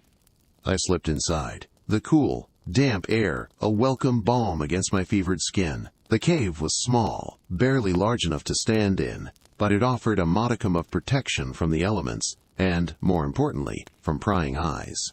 I huddled against the back wall, pulling my tattered cloak tighter around me, and allowed myself to drift into a restless sleep. I awoke with a jolt, the chilling sensation of being watched clinging to me like a shroud. My eyes, still adjusting to the dim light filtering through the cave entrance, scanned the space. Nothing. Just the rough, uneven walls and the damp earth beneath me.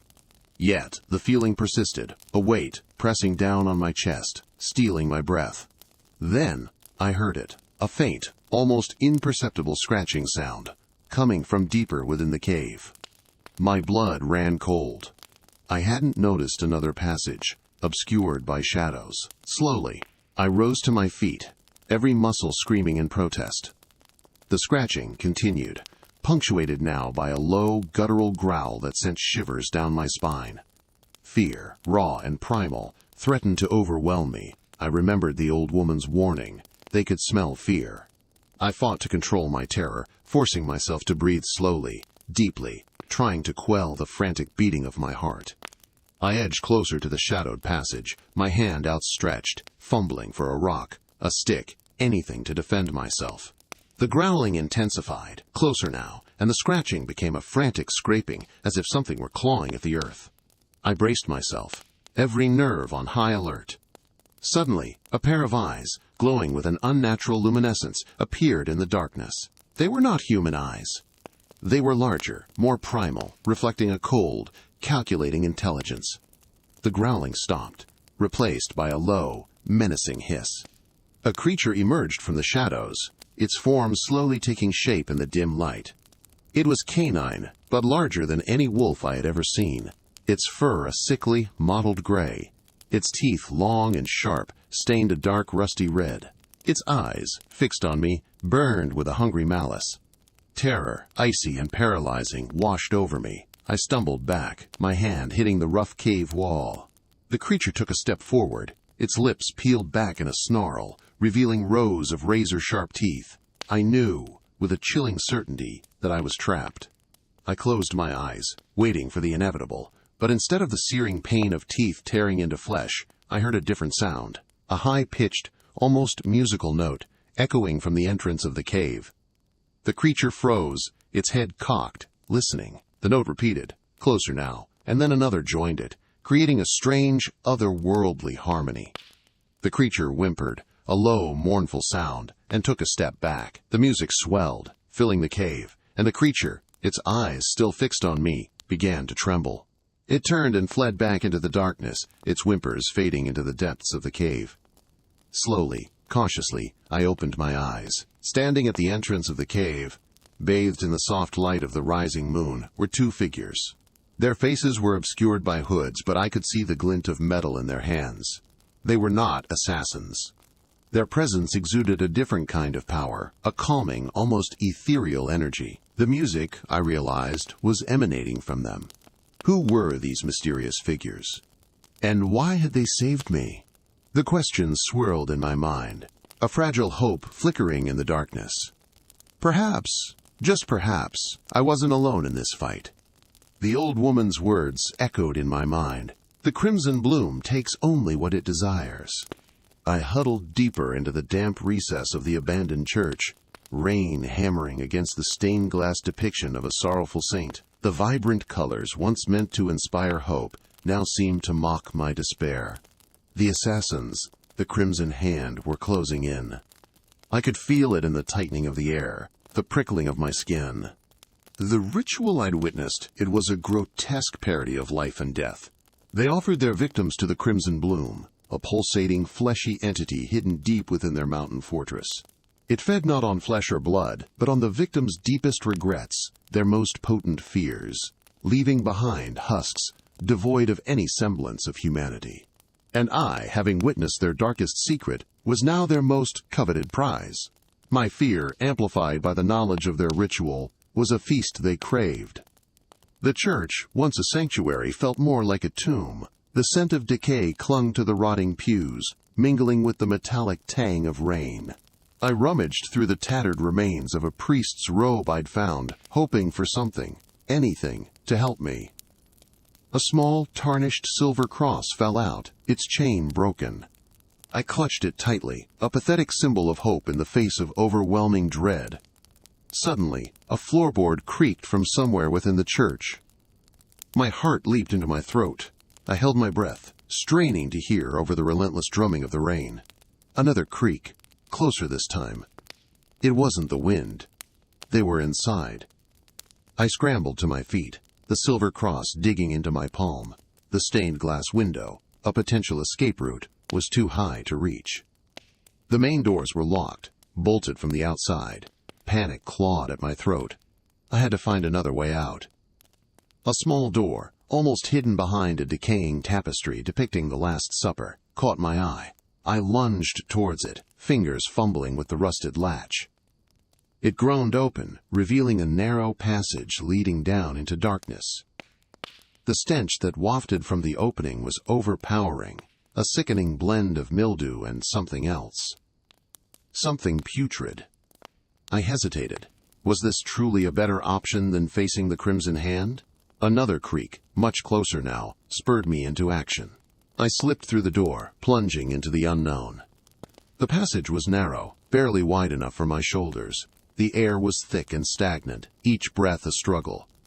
I stumbled down the rough-hewn steps, my hands scraping against the damp stone walls. The darkness was absolute, broken only by the faintest glimmer of light filtering from the cracked stained glass window far above.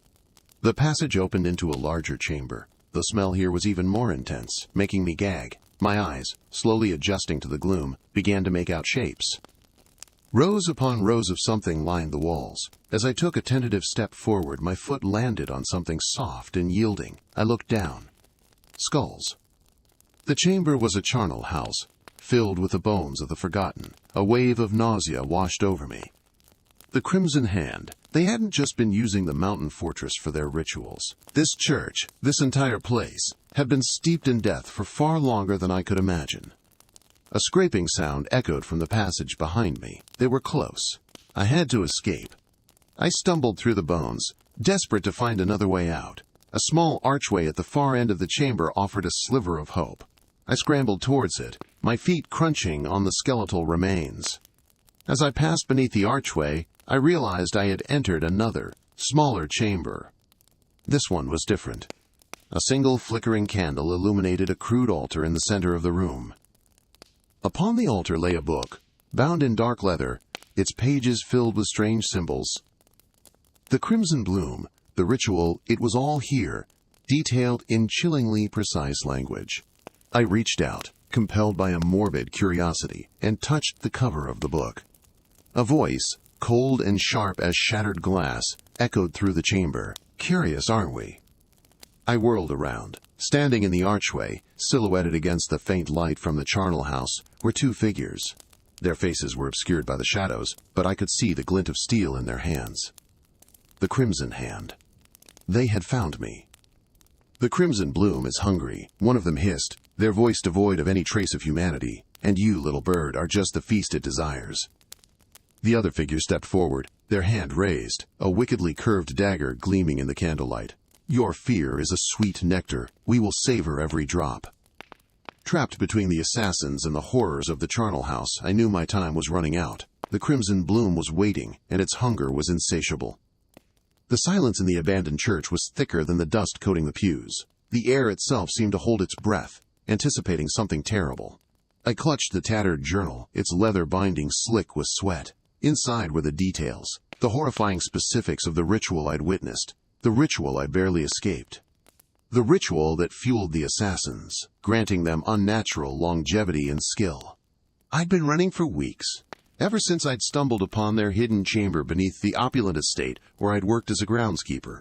I'd seen the chanting, the flickering candlelight illuminating the obsidian altar, the sacrifice. The image was seared onto the back of my eyelids, a permanent fixture in my nightmares. Now, hiding in the shadowed sanctuary, I felt their presence closing in. The stained glass windows, depicting scenes of biblical serenity, mocked my fear. The light filtering through them painted the dust motes dancing in the air with an eerie, ethereal glow. My heart hammered against my ribs, a frantic bird trapped in a cage. I had to keep moving. Staying in one place for too long was a death sentence. I slipped out of the church and into the pre-dawn chill. The town I found myself in was small, forgotten, the kind of place where secrets festered and disappeared without a ripple. The streets were deserted, the buildings hunched together like conspirators. Each darkened window felt like an eye watching me, judging me, waiting for the inevitable. I needed supplies, food, water, but every shopfront felt like a potential trap. The paranoia gnawed at me, whispering that they were everywhere, their unseen hands guiding my every step towards the inevitable conclusion. The journal in my hand felt increasingly heavy, a testament to my impending doom. Finally, I spotted a small, dimly lit diner. The sign flickered intermittently, casting a sickly yellow glow onto the cracked pavement. Taking a deep breath, I pushed the door open, a bell jingling a discordant welcome. A lone waitress stood behind the counter, her face etched with lines of weariness that mirrored my own. She barely glanced up as I slid into a booth in the furthest corner, the shadows clinging to me like a second skin.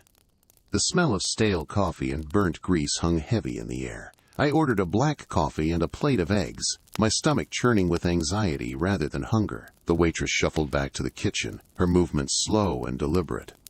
As I waited, I scanned the room, my senses on high alert. The diner was empty, save for me and the waitress. But the silence wasn't comforting. It was the silence of a predator waiting for its prey to lower its guard. Suddenly, a flicker of movement in the reflection of the greasy window caught my eye. A dark figure, cloaked and hooded, stood across the street, partially obscured by the shadows. My blood ran cold. It was one of them. I forced myself to remain calm, my hand instinctively reaching for the journal tucked inside my coat. The waitress returned with my food, her eyes briefly meeting mine. There was a flicker of recognition in their depths, a spark of understanding that sent a shiver down my spine. "You're being followed," she said, her voice barely above a whisper. "They're everywhere." My heart pounded in my chest. She knew. How could she know? Was she one of them? Or was she another victim, caught in their web of terror? Before I could ask, she leaned closer, her voice even lower. "The old mill," she breathed. "Go there. There's a hidden passage. It might lead you to safety." Then, as quickly as she had spoken, she retreated back behind the counter, her face once again a mask of indifference. I stared at her, my mind racing. Could I trust her? Was this a trap? But what choice did I have? Staying here was a death sentence. The figure across the street was a stark reminder of that. I forced down a few bites of the eggs, the taste turning to ash in my mouth, then drained my coffee in one long gulp. Leaving a few crumpled bills on the counter, I slipped out of the diner and back into the chilling pre-dawn air. The figure across the street was gone, but I could feel their eyes on me, burning into my back. I quickened my pace, my breath catching in my throat. The old mill was on the outskirts of town, a crumbling relic of a bygone era. As I walked, the rising sun cast long, distorted shadows that seemed to writhe and twist like the figures in my nightmares. The closer I got to the mill, the stronger the sense of dread became. The air grew heavy, charged with a palpable sense of malice. The mill loomed before me, a skeletal silhouette against the lightening sky. Broken windows gaped like empty sockets, and the rotting wood creaked and groaned in the wind. I could almost hear the whispers of the past, the echoes of the lives that had been lived and lost within its decaying walls. This place was steeped in history, and I had a feeling it was a history as dark as the ritual I was trying to escape. As I approached the dilapidated structure, I scanned the surroundings, searching for any sign of the assassins. But there was nothing. Only the oppressive silence and the unsettling sense of being watched. Taking a deep breath, I stepped inside the mill, the darkness swallowing me whole. I escaped the assassins after learning their darkest ritual, Part 20. The rhythmic thumping returned, louder now, resonating through the floorboards, vibrating the very air around me. It wasn't my heartbeat. It was too slow, too deliberate, too vast. I pressed my ear against the cold stone wall, trying to pinpoint the source.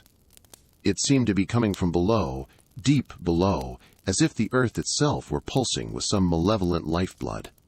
The old house groaned under the weight of the silence. The storm outside had subsided, leaving an unnatural stillness in its wake. Even the wind chimes, which had been clanging incessantly for days, were mute. It was the kind of quiet that screamed louder than any noise, a pregnant pause before the inevitable descent into chaos. I had barricaded myself in the attic, the smallest, most forgotten room in the house. Dust motes danced in the sliver of moonlight, filtering through a crack in the boarded-up window. I clutched the worn, leather-bound book I had stolen from the assassins, its pages filled with chilling rituals and cryptic symbols. It was my only weapon, my only hope, but its secrets were as terrifying as the threat I faced. The thumping intensified, accompanied now by a low, guttural chanting. It was a language I didn't understand, yet it resonated deep within me, stirring a primal fear I hadn't known I possessed. The book trembled in my hands, its pages flipping wildly as if caught in a sudden gust of wind, even though the air in the attic remained stagnant. I scrambled back, pressing myself against the sloping roof, the rough wood digging into my back. The attic door rattled, the flimsy lock groaning under pressure. I knew it wouldn't hold them for long. They were coming for me. They always came. A single eye appeared in the crack of the door, an eye as black and cold as the abyss. It held no emotion, no humanity, just a chilling, predatory hunger. Then another eye appeared, and another, until the crack was filled with the gaze of a dozen unseen figures. The chanting reached a fever pitch, and the thumping became a pounding, a relentless hammering against the very foundations of the house. The floorboards beneath me began to creak and groan, threatening to give way. I closed my eyes, clutching the book to my chest, whispering a desperate prayer to a god I wasn't sure I believed in. Suddenly, the chanting stopped. The pounding ceased. The eyes in the crack disappeared. Silence descended once more, heavier, more oppressive than before. I held my breath, listening, waiting. Minutes crawled by, each one stretching into an eternity. The silence was broken only by the frantic beating of my own heart. Had they gone? Had I imagined it all? Then, a single floorboard beneath me gave way with a sharp crack. I gasped, scrambling back, the book slipping from my grasp and sliding across the dusty floor. I lunged for it, my fingers brushing against the worn leather. As I retrieved the book, a voice, cold and disembodied, whispered in my ear, so close it felt like a breath against my skin. "We know you have it." I whirled around, but the attic was empty. The voice, however, lingered, echoing in the confines of the small room. "The book, it belongs to us." I pressed myself against the wall, my eyes darting around the room, searching for the source of the voice. It seemed to be coming from everywhere, and nowhere at once. "You cannot hide from us. We are everywhere." The floorboards groaned again, and a section of the ceiling plaster crumbled, showering me in dust. The house was falling apart around me, consumed by the same unseen force that hunted me. "Give us the book," the voice hissed, closer now, laced with a chilling malice. "And we will make your death swift." I shook my head, clutching the book tighter. I wouldn't give it to them. I knew what they did, what they needed the book for. Their dark ritual, the one I had witnessed, the one I had barely escaped, it required the book. They needed it to open the gateway, to unleash something ancient, something evil. The attic door splintered, and a hand, skeletal and pale, reached through the gap, its fingers long and gnarled, reaching for me, reaching for the book. I screamed, scrambling back, my heart pounding in my chest like a trapped bird. I had to get out. I had to escape, but there was nowhere left to run. The house was surrounded. They were inside, below, above. They were everywhere. Then I saw it. A small, almost imperceptible crack in the far wall. hidden behind a loose piece of wallpaper. It was barely wide enough to squeeze through, but it was my only chance. With a surge of adrenaline, I ripped the wallpaper away, revealing a narrow passage leading into the darkness beyond. It was a desperate gamble, a leap of faith into the unknown, but it was better than facing the horrors that awaited me in the attic. Taking a deep breath, I squeezed through the crack, leaving the book behind. The chilling laughter of the assassins echoed behind me as I plunged into the darkness, praying that whatever lay ahead was less terrifying than what I left behind. I escaped the assassins after learning their darkest ritual, Part 21. The silence of the abandoned church was a thick, suffocating blanket. Dust motes danced in the slivers of moonlight that pierced through the stained glass windows, depicting scenes of biblical sacrifice that now seemed chillingly relevant. I huddled deeper into the shadows of the pulpit, the cold stones seeping into my bones. They were close. I could feel it. The rhythmic thumping, the sound that had haunted me for weeks, was growing louder, closer. It was the sound of their ritual drums, the prelude to their unspeakable acts. This abandoned church, miles from any sign of civilization, was one of their forgotten sanctuaries. I'd stumbled upon it during my desperate flight, drawn by the eerie familiarity of the carved symbols above the doorway, symbols I'd seen etched into the flesh of their victims. My hand instinctively went to the small leather-bound book I'd stolen from their inner sanctum, the Liber Tenebrae. Its pages, filled with archaic script and disturbing illustrations, held the key to their power, the details of their dark pact. It was this knowledge that had made me their target. It was this book that offered a sliver of hope, a possible weapon against their reign of terror. The thumping intensified, resonating through the hollow space. A low chanting began, voices that slithered into the silence like venomous snakes. I peeked through a crack in the pulpit, my heart pounding against my ribs like a trapped bird. 3 figures, cloaked in black, entered the nave. Their faces were obscured by hoods, but the glint of moonlight on polished steel betrayed the ceremonial daggers they carried. They moved with a chilling grace, their steps precise and synchronized as they approached the altar. On the altar, bathed in the pale moonlight, lay a bound figure, a young woman, her face contorted in terror. My breath hitched. I recognized her, Sarah, the missing girl from the nearby town. I had seen her picture on posters plastered on telephone poles, a desperate plea for information. Now, she was the centerpiece of their grotesque ceremony. The chanting grew louder, more fervent. The figures began to move in a circular pattern around the altar, their daggers raised high. The Liber Tenebris described this ritual: the invocation of the Shadow Lord, a sacrifice to fuel their power, to strengthen their connection to the entity they worshipped. I knew I had to do something. Staying hidden was no longer an option. Sarah's terrified whimpers fueled a desperate courage within me. But what could I, one person against a legion of shadows, possibly do? The book, the Liber Tenebrae, it held the key. Somewhere within its pages, there had to be a way to disrupt the ritual, to break their connection. My trembling fingers flipped through the brittle pages, searching for any clue, any counter-ritual, any weakness. The chanting reached a crescendo. The figures stopped circling, their daggers poised above Sarah's chest. I found it. A passage scrawled in a different hand, a desperate plea for redemption from a former member of the cult. It described a vulnerability, a weakness in their ritual. A single word, spoken at the precise moment, could shatter the connection, banish the Shadow Lord, and potentially destroy the assassin's power. But the word was in a language I didn't recognize, a series of strange symbols, unlike anything I'd ever seen. My mind raced, trying to decipher the meaning, to translate the symbols into sound. Time was running out. The lead figure raised his dagger higher, the moonlight glinting off its sharpened edge. Sarah's screams echoed through the church. I had to try. Taking a deep breath, I closed my eyes and focused. I visualized the symbols, tracing their intricate lines in my mind. I felt a strange energy coursing through me, as if the very air was charged with power. Then I spoke. The word tumbled from my lips, a guttural sound that resonated through the church. It felt ancient, powerful, dangerous. The effect was immediate. The chanting stopped. The figures froze, their daggers suspended in midair.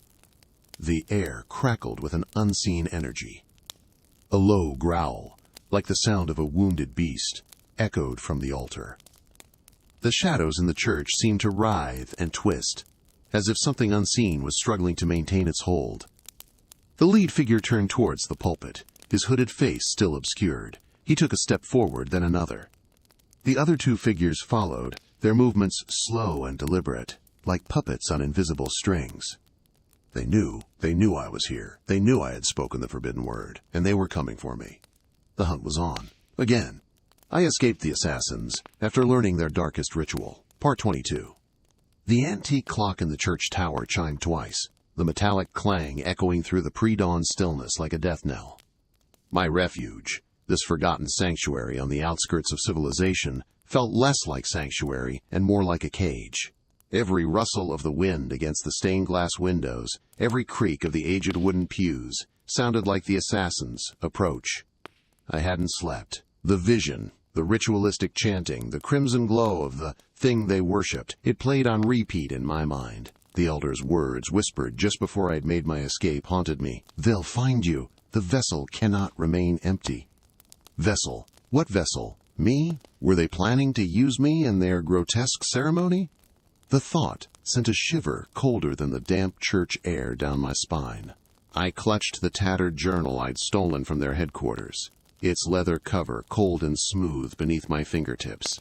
Inside, scrawled in faded ink and a language I barely understood, were the details of their rituals. I had hoped to find answers, a way to stop them, but instead, I'd found only deeper layers of chilling ambiguity. Sunlight, pale and weak, began to filter through the dusty windows, casting long, distorted shadows across the nave.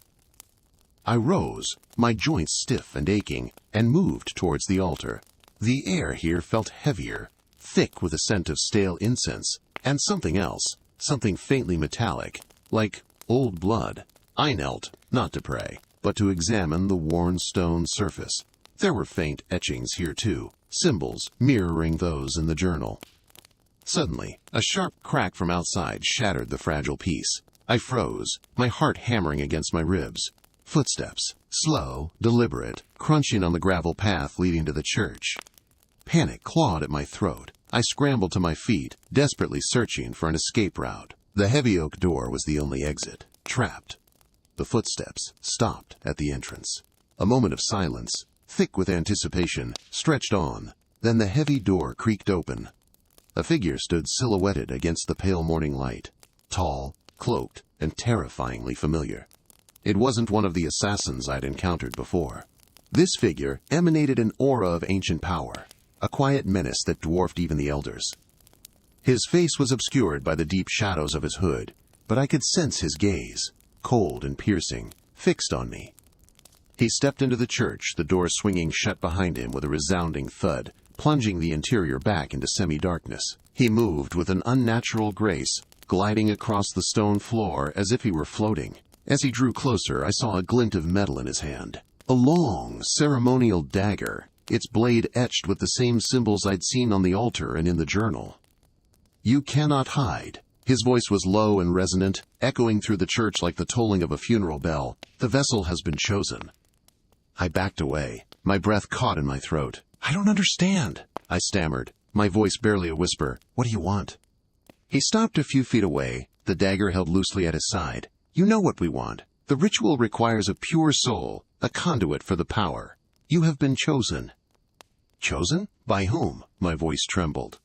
He tilted his head slightly, as if considering my question. "By the one who slumbers," he said, and a chilling reverence entered his tone. "The time of awakening is near." My mind raced. The journal. I had to find something, anything, that could help me understand, something that could help me escape. I clutched the book tighter, my knuckles white. He took another step closer, the dagger raised now, its tip pointing towards me. "Resistance is futile. Embrace your destiny." A flicker of an idea ignited in my mind.